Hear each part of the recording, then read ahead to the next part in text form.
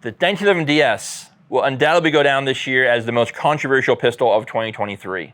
By the time we get to SHOT Show 2024, people will have had these, loved them, hated them, whatever. But today, we're gonna show you a 1,500 round review on the 5-inch and the 4.25 1911 DS.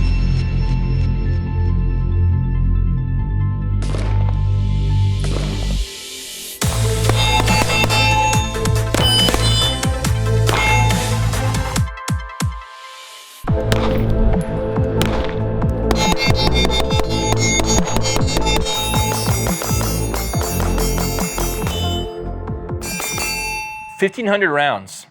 That's a round count on both these pistols. A little hit back story on both these guns. If you have not seen any of our YouTube videos, reviews on both these pistols, or reviews on them in a stock configuration, as well as upgrades with the red dots, etc. Both guns are still 100% stock. There have been no upgrades on the internals, hammers, safeties, triggers, etc. Nothing's fallen out, nothing's fallen apart. The 4.25 gun, we got the day of release on the day of release of the Springfield 1911 DS from a local dealer here in town. The 5-inch gun came roughly a month and so later from Springfield for content review and holster modifications for Safariland products.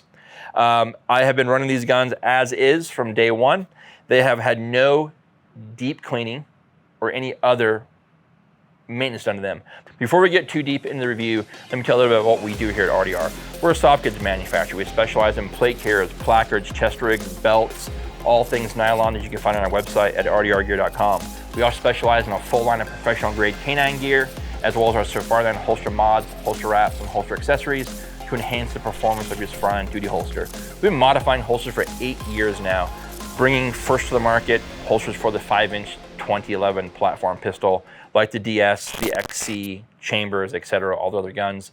Also VP9s, 226, 229, VP9L, Tactical, the PDPs, all those things you can find on our website. There's too many for me to remember, but you can find them all on our website at rdrgear.com. The 1911 DS. Technically 2011, if you think about it.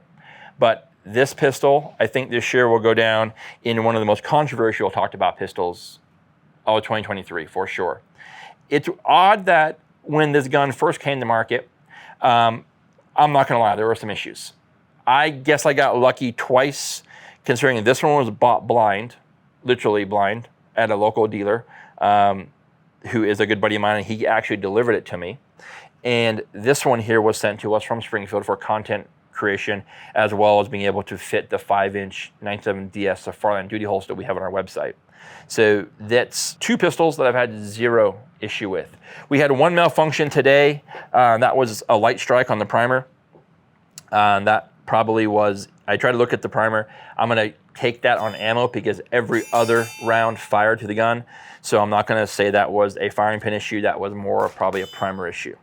The 4.25 gun, as well as the 5-inch gun, are stock. Zero upgrades to either pistol.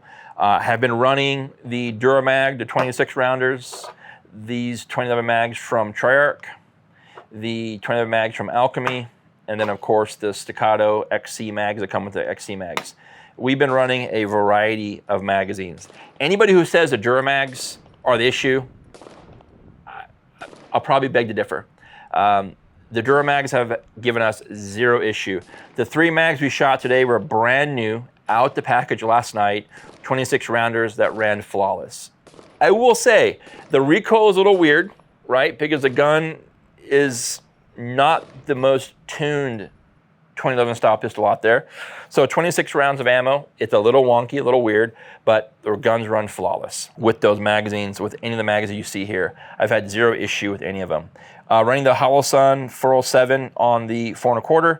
This is the hybrid mounting system that you guys have all seen. My buddy Roger at QBO, one of his customers shared this with him, and so I've been using it now for, shoot, a minute. This is basically using the Hex Dragonfly mount and with the Doctor mount adapted to it, and then running the MPS. This is a Gen 1 MPS, which of course is my biggest gripe, is it has the auto off in there. And then needless to say, the MPS is a great option for any red dot pistol that you want out there, and that is a phenomenal gun. Neither pistol has had any type of major deep clean breakdown. Both simply get broken apart prior to range day. I'm using gun butter now for a while. The gun butter has been flawless, zero issue gun butter whatsoever. That is a very, if you haven't tried it, I highly recommend you try it. It comes in these little application pens that are awesome for your range bag. They allow you to give that lube in the right spots in the pistol, and they are very, very buttery smooth. So check it out on that aspect. X300s on both, A on one, B on the other. You can use either or, weapon light, it don't matter. Triggers are stock still, no issue whatsoever there.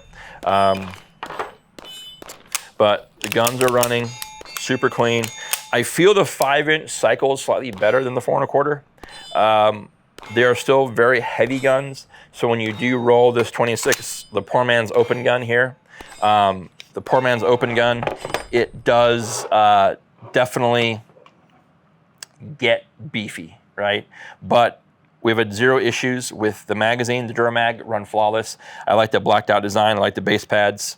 As I mentioned earlier, I like the B models versus the A's. It's kind of your choice on which one you want to run in regards to light, but I just like the X300. It's a little bit of a longer weapon light, so therefore I feel it fits in a holster a little better than, say, a TLR1.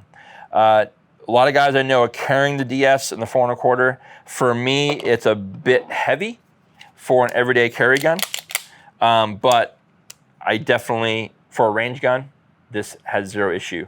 My plan for these two pistols, possibly later this year, depending on timetables, is to hopefully pick up one more of either one that I can get, a 5-inch or a 4 1/4, and then take one of these guns and send it off and get it fully juiced out.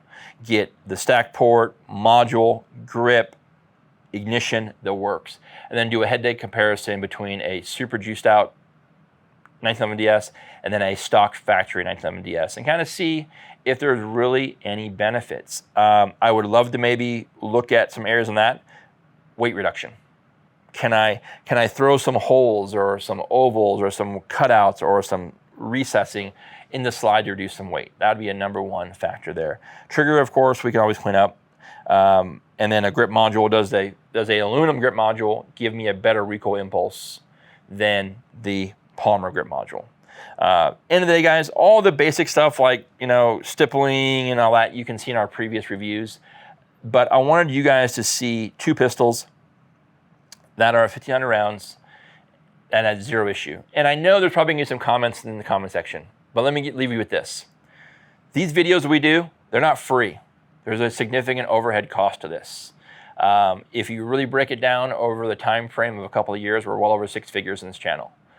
We fund it 90% of the time. Chris and I work very hard in building content for this channel. So if you think that I'm just coming here to make up, oh, hey, he's a Springfield fanboy, he's a shill. No, this is to share with you guys to help the consumer out there who might be on the fence of buying one of these. And then he sees these negative comments in the comment section, and it makes you wonder, man, are those guys right? Or is Jeff right? Is Jeff lying to me? This is a no bullshit video, no bullshit review on a pistol that has now exceeded 1,500 rounds. We finished at 1,500 today, right?